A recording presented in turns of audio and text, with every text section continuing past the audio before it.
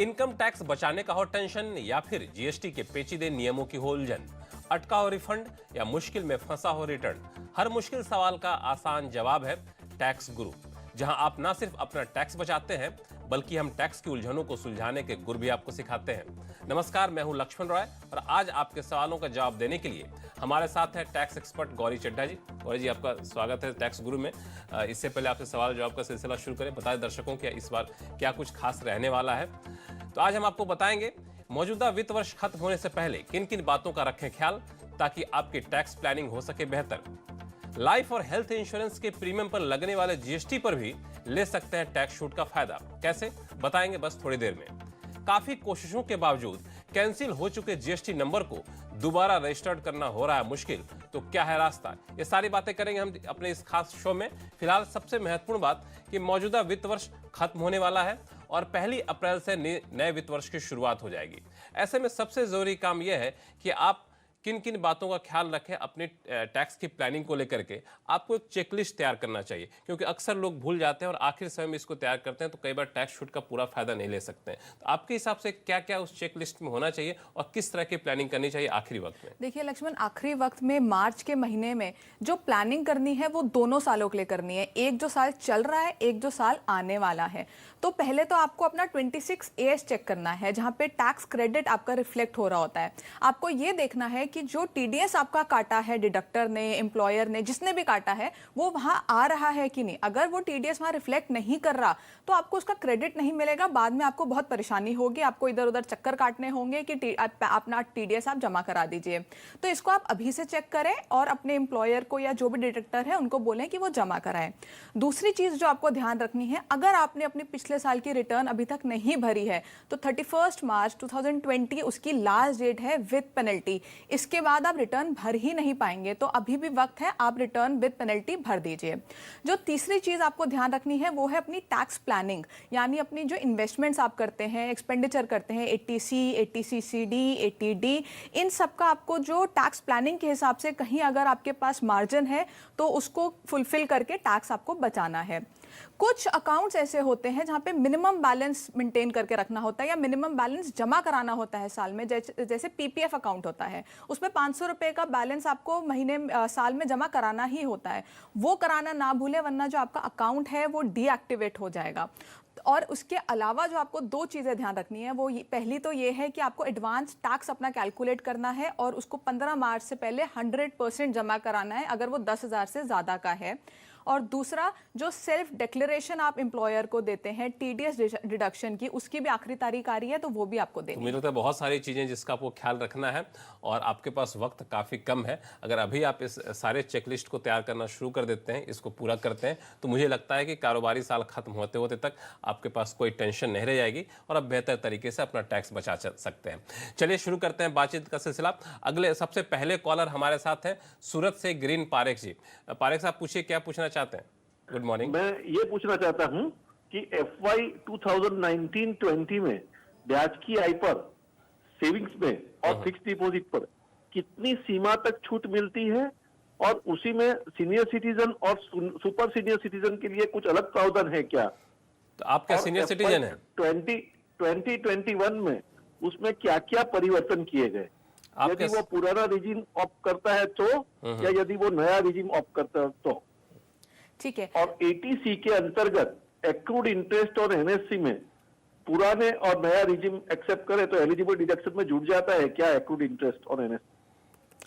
देखिए, पहले मैं आपके दूसरे सवाल का जवाब दे दूं। जो नई रिजीम है उसके अंदर आपको 80C का बेनिफिट मिलता ही नहीं है अगर आप नई रिजीम में जाते हैं। अगर आप पुरानी रिजीम में रहते हैं तो आपको उसका बेनिफिट बिल्कुल मिलेगा। तो ये दोनों अलग अलग चीज़ें हैं, आपको कैलकुलेट करके देखना होगा कि आपको कौन से रिजीम में ज़्यादा फायदा हो रहा है।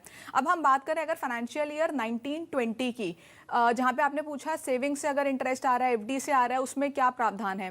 तो अगर कोई 60 साल की आयु से नीचे का SSC है तो उसके लिए सेक्शन 80TTA बना है, जिसके अंदर आपको सिर्फ सेविंग से जो इंटरेस्ट आ रहा है उस पर 10,000 की छूट मिलती है।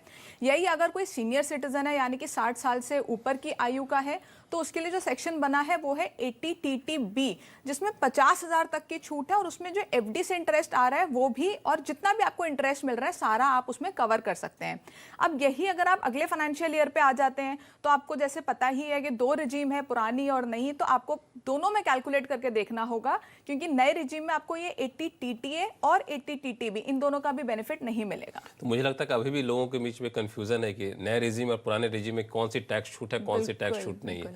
और सरकार जो ये दावा करती थी कि इससे आम लोगों के लिए और आसान हो जाएगा, मुझे लगता है कि आप लोगों के लिए काफी ज्यादा फायदा हो गया, कई सारे क्लाइंट आने शुरू हो गए। लेकिन आम टैक्स पेयर के लिए थोड़ी दिक्कत हो गई। लेकिन आपको प्रोफेशनल के लिहाज से सरकार का धन्यवाद देना चाहिए कि आपका बिजनेस काफी बड़ा है। खैर, अगला सवाल लेते हैं। हरियाणा के हिसार से गुलशन खुराना जी हमारे साथ फोन लाइन पे हैं। गुलशन जी बताएं, क्या दुविधा है आपकी? नमस्कार जी। नमस्कार। नमस्कार। ऐसा है, मेरा बेटा मेंटली चैलेंज है। ओह, मैं उसके लिए ना एक ट्रस्ट बनाना चाहता हूँ ताकि मेरी डेथ के बाद मेरे बेटे को हर महीने एक फिक्स अमाउंट मिलता रहे। तो अच्छी मैं बात है। ये जानना चाहता हूँ कि कुछ अमाउंट जो मैं ट्रस्ट बनाने के समय ट्रस्ट में डालूंगा उसकी टैक्स इम्प्लीकेशन ट्रस्ट पर क्या होगी और मेरे ऊपर क्या होगी, तथा बाकी का अमाउंट मैं विल के जरिए ट्रस्ट में डालना चाहता हूँ, उसकी टैक्स इम्प्लीकेशन क्या होगी, और लास्ट ये कि जो ट्रस्ट में जो पैसा रहेगा उसकी जो इनकम इंटरेस्ट इनकम होगी उस पर क्या टैक्स का देनदारी होगी। तो गुलशन जी, सबसे पहले तो बहुत अच्छी बात है कि आप अभी से अपने बेटे का ख्याल रख रहे हैं ताकि आगे चलकर उनको कोई दिक्कत ना हो। टैक्स की देनदारी कैसे कैलकुलेट करेंगे? देखिए, जब आप ट्रस्ट में पैसा डालेंगे तो वो बिल्कुल एग्जेम्प्ट है, इसमें चिंता की कोई बात नहीं है। सेक्शन 56(2) सबसेक्शन 10 में ये लिखा है कि जो भी पैसा आप ट्रस्ट में डालते हैं जो एक्सक्लूसिवली आपके बेटे के लिए यूज होगा, यानी कि ये प्राइवेट ट्रस्ट होगा, इररिवोकेबल ट्रस्ट होगा, तो ये बिल्कुल एग्जेम्प्ट होगा। अब बात आती है जो पैसा विल के द्वारा ट्रांसफर होगा तो वो भी पूरी तरह से एग्जेम्प्ट होगा, उसमें भी कोई टैक्स की देनदारी नहीं बनती है। लेकिन जो पैसा ट्रस्ट में पड़ा है और वो जो इनकम जनरेट कर रहा है वो टैक्सेबल होगा। वो कैसे टैक्सेबल होगा? जिस तरह से हम ये मान के चलेंगे कि वो इनकम बेनिफिशियरी यानी आपके बेटे की हो रही है और उसकी देनदारी जो आएगी वो आएगी ट्रस्टी पे, यानी कि जिसको आप ट्रस्टी बनाएंगे, अपॉइंट करेंगे, वो टैक्स वो उनको भरना होगा बेनिफिशियरी के नाम पर। चलिए अगला सवाल लेते हैं हम। ईमेल के जरिए धवल पटेल साहब का आया है। दरअसल ये मिडिल ईस्ट में रेजिडेंट वीजा पर काम कर रहे हैं और इनका मानना है कि ये नए नियमों के तहत NRI की कैटेगरी में नहीं आते हैं क्योंकि धवल जी 190 दिन से ज़्यादा भारत से बाहर रहते हैं। इनका सवाल है कि क्या इनकी सैलरी भारत में टैक्सेबल होगी या नहीं। ऐसे सवाल कई सारे आए हैं पिछले कुछ हफ्तों में। बिल्कुल, क्योंकि इसमें सरकार ने बहुत बड़ा बदलाव करा है। अब इस साल से सरकार ने ये बोला है कि अगर आप 120 दिन, जो पहले 182 डेज हुआ करता था, 120 दिन से ज़्यादा अगर आप इंडिया में रह रहे हैं तो आप रेजिडेंट मान लिए जाएंगे। तो अब आपको ये देखना है, अगर आप जो आप रह रहे हैं 120 दिन से ज़्यादा आप अगर इंडिया में रह रहे हैं तो आप इंडिया के रेजिडेंट हैं। लेकिन इसके अंदर एक दूसरा टेस्ट भी आपको करना होगा, वो होगा आपको ये देखना होगा आप रेजिडेंट तो हैं लेकिन क्या आप ऑर्डिनरीली रेजिडेंट हैं या नॉट ऑर्डिनरीली रेजिडेंट हैं। तो आपको ये देखना होगा कि 10 साल, पिछले 10 साल के पीरियड में अगर आप किसी भी 7 साल में रेजिडेंट रहे हैं इंडिया के तो आप ऑर्डिनरीली रेजिडेंट हो जाएंगे, ROR जिसको हम बोलते हैं। और ROR की सारी इनकम, ग्लोबल इनकम इंक्लूडिंग आपकी जो सैलरी की इनकम है वो भी टैक्सेबल हो जाएगी। अगर आप ROR नहीं है और RNOR है यानी कि resident and not ordinarily resident, तो आपकी की जो सैलरी इनकम है जो आप बाहर से कमा रहे हैं वो टैक्सेबल नहीं होगी। मुझे लगता है धवल पटेल साहब के पास जो सवाल है या फिर इन जैसे लोगों के पास कुछ इस तरह के सवाल है तो थोड़ा सा और इंतजार कर लीजिए, क्योंकि फिलहाल सरकार ने बजट में इस बात का प्रस्ताव रखा है। सरकार जब तक बजट पारित नहीं करती तब तक अंतिम रूप नहीं लिया जाएगा। कई बार बजट पारित करते वक्त सरकार ऐसे नियमों में संशोधन कर देती है, तो हो सकता है कुछ उसमें बदलाव भी आए। फिलहाल वक्त है छोटे से ब्रेक का। ब्रेक के बाद जानेंगे एम्प्लॉयर की तरफ से TDS जमा न करने पर अटक गया है आपका रिफंड, उसे पाने का क्या है तरीका। लौटते हैं छोटे से ब्रेक के बाद।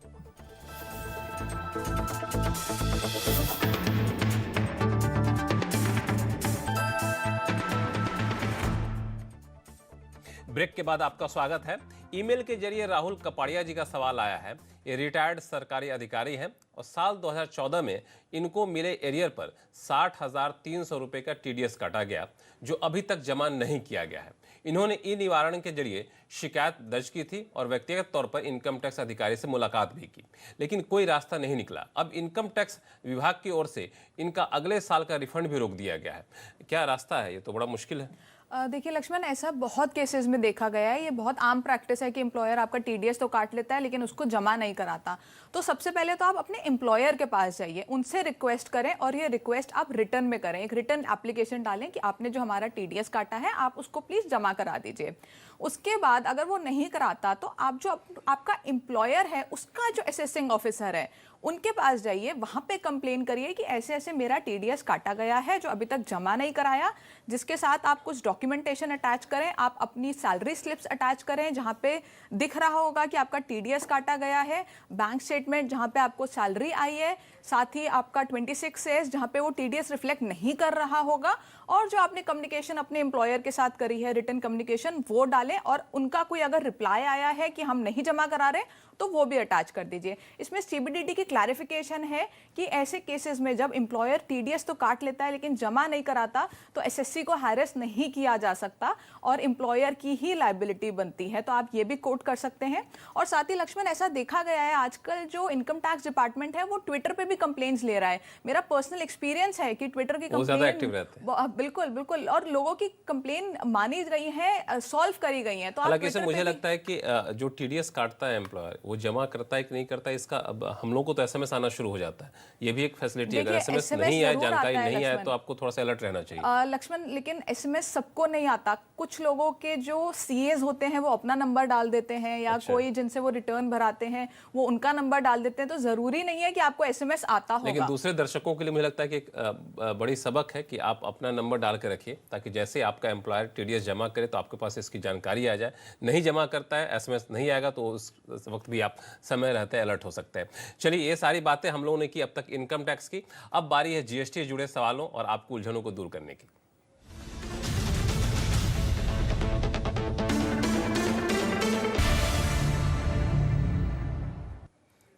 जैसा हमने इनकम टैक्स में लोगों के सवाल लिए और हमारे टैक्स एक्सपर्ट ने उसके जवाब दिए, ऐसे हम जीएसटी में भी करेंगे। लेकिन सबसे पहले एक महत्वपूर्ण बात की जिसका नाता रिश्ता जीएसटी से भी है और इनकम टैक्स से भी है।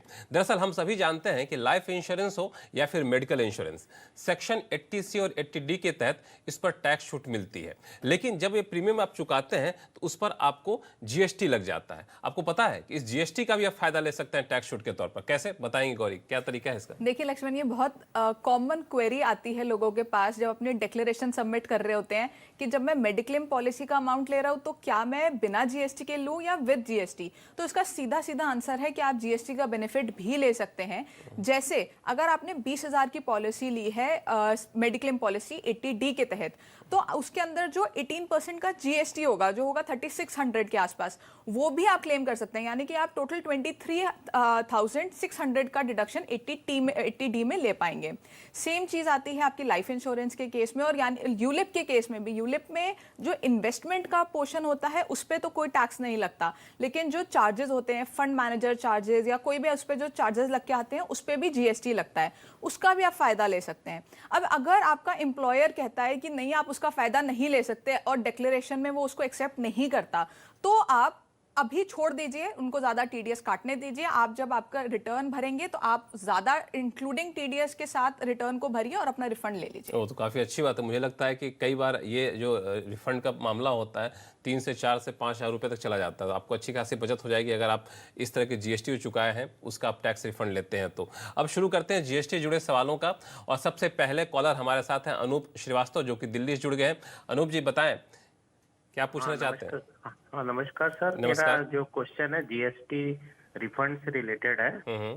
हमने एक SEZ को कुछ सर्विस अप्लाई करी थी। अच्छा।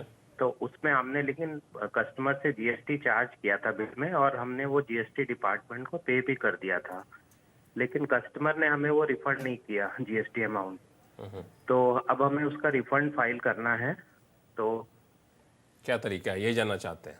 देखिए, आपने जो पे कर दिया है जीएसटी उसके लिए आपको एक रिफंड की एप्लीकेशन लगानी होगी डिपार्टमेंट के पास, और आपको जो जीएसटी का अमाउंट है ये SEZ से कलेक्ट करना होगा, आप तभी ये रिफंड ले पाएंगे।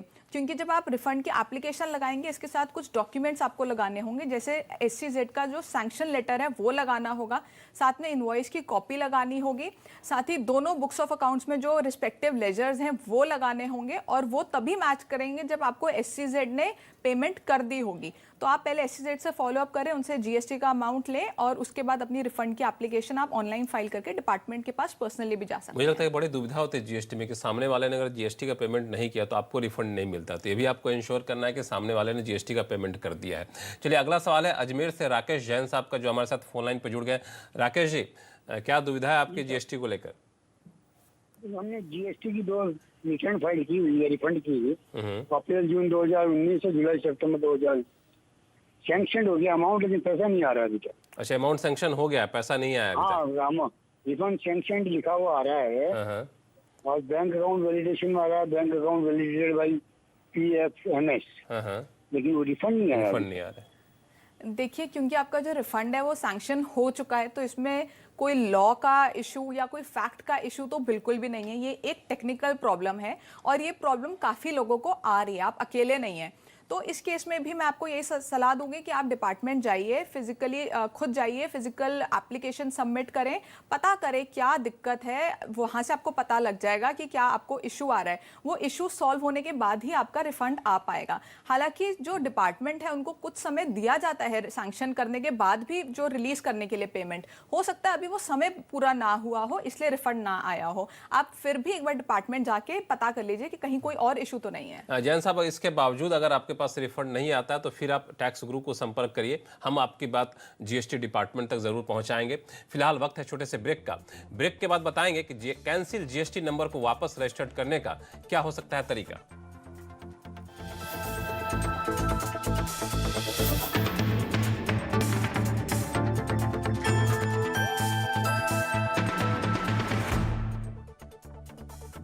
ब्रेक के बाद एक बार फिर से आपका स्वागत है। जैसा कि आप जानते हैं कि टैक्स गुरु में हम इनकम टैक्स के साथ साथ GST से जुड़े सवालों का जवाब भी देते हैं, और अब हम GST जुड़े सवालों का जवाब दे रहे हैं। अगले कॉलर हमारे साथ जुड़ गए छत्तीसगढ़ से, भिलाई से BN मिश्रा साहब। मिश्रा साहब, बताएं क्या उलझन है आपको GST को लेकर के? सर, हम क्या कुछ हमारा फाइनेंशियल प्रॉब्लम हुआ था, इसकी वजह से हम GST रिटर्न नहीं भर पाए, मंथली जो होता है जी जी। फ्री भी, वो क्या हुआ, कैंसिल कर दिया हमारा स्योमोटो। तो अब हम उसको रिवाइव कराना चाहते हैं, ये करीब 5-6 महीना पहले लोग कैंसिल कर दिए हैं। तो अभी हमें क्या करना पड़ेगा, सब कैसे करना पड़ेगा? तो रिवाइज कराने की कोशिश की आपने? हाँ, वो चिट्ठी दे दिया था कि आपने स्योमोटो कैंसिल कर दिया विदाउट हमारे ऊपर से, हम जवाब दे दिए थे उनको। अच्छा अच्छा, तो अब क्या तरीका है? देखिए, हमारे टैक्स सेक्टर बता रहे हैं आपके, अब सुनिए। देखिए, ऐसा होता है कि अगर आप कुछ महीने लगातार अपनी रिटर्न नहीं भरते तो डिपार्टमेंट सुओ मोटो उसको कैंसिल कर देता है। तो आपके केस में वही हुआ है। अब आपको REG 21 ऑनलाइन जाके फाइल करना होगा, जहां पे जो रीजन है आपकी रिटर्न ना भरने का वो आपको लिखना होगा। अगर वो डिपार्टमेंट को लगता है कि वो रीजन बिल्कुल जेन्युइन है तो वो उसको रिवोक कर देंगे और आपका GST नंबर दोबारा से एक्टिवेट हो जाएगा। अगर डिपार्टमेंट को लगता है कि वो रीजन इतना जेन्युइन नहीं है और आप बस ऐसे ही आपने रिटर्न नहीं भरी, कोई खास कारण नहीं रहा है उसके लिए, तो वो दोबारा से शो कॉज नोटिस इशू करेगा कि आप ये बताइए कि हम आपके रजिस्ट्रेशन क्यों कैंसिल ना करें। आपको एक मौका और दिया जाएगा। अगर आप दोबारा उनको कन्विंस कर पाते हैं कि हाँ, मेरे पास जेन्युइन रीजन है GST या रिटर्न ना भरने का और आप मेरा जो रजिस्ट्रेशन है उसको जारी रखें, तो वो उसको रिवोक कर देगा, वरना आपको दोबारा अप्लाई करना पड़ेगा। दोबारा अप्लाई करना पड़ सकता है। तो ये फॉर्म क्या बताया आपने? Form REG 21। REG 21 को भर के देखिए, नहीं होता है तो फिर दोबारा आपको अप्लाई करना पड़ सकता है। और मुझे लगता है कि गौरी कि कई सारे सवाल या फिर उलझन इस वजह से आते हैं कि लोगों को कई बार बेसिक जानकारी जो है वो नहीं होती है। तो हम लोगों ने शुरू किया है कि अपने शो में कई बार बेसिक जानकारी कुछ मुद्दों को लेकर दें। इसके लिए हमने एक खास सेगमेंट शुरू किया है जिसका नाम है बैक टू बेसिक्स का। और आइए इस बार बताते हैं आपको बैक टू बेसिक्स में क्या होने वाला है। अक्सर लोगों में फाइनेंशियल ईयर और असेसमेंट ईयर क्या है और इन दोनों में क्या अंतर है, इसको लेकर कंफ्यूजन रहता है। तो चलिए आज हम आपकी इसी दुविधा को दूर करेंगे। दरअसल फाइनेंशियल ईयर को हिंदी में वित्त वर्ष और असेसमेंट ईयर को निर्धारण वर्ष कहते हैं। दोनों ही हर साल की 1 अप्रैल से शुरू होते हैं और 31 मार्च को खत्म होते हैं। इसलिए असेसमेंट ईयर हर बार फाइनेंशियल ईयर के बाद आता है। अब बात की जाए फाइनेंशियल ईयर और असेसमेंट ईयर में अंतर की, तो फाइनेंशियल ईयर उसे कहते हैं जिसमें आपकी कमाई यानी इनकम होती है। वहीं असेसमेंट ईयर उसे कहते हैं जिसमें आप पिछले साल हुई आपकी कमाई की जानकारी रिटर्न में भरते हैं। तो ये दरअसल मूल अंतर है फाइनेंशियल ईयर और असेसमेंट ईयर में। सही कहा मैंने? बिल्कुल बिल्कुल। चलिए, बहुत बहुत शुक्रिया गौरी आपका इस शो में जुड़ने के लिए। टैक्स गुरु में फिलहाल इतना ही। आप भी अपने सवाल हमें भेज सकते हैं। ईमेल करें tax@moneycontrol.com पर। बस सवाल के साथ अपना नाम और मोबाइल नंबर लिखना ना भूलें। अगले हफ्ते हम फिर हाजिर होंगे आपकी टैक्स की उलझनें दूर करने के लिए। नमस्कार।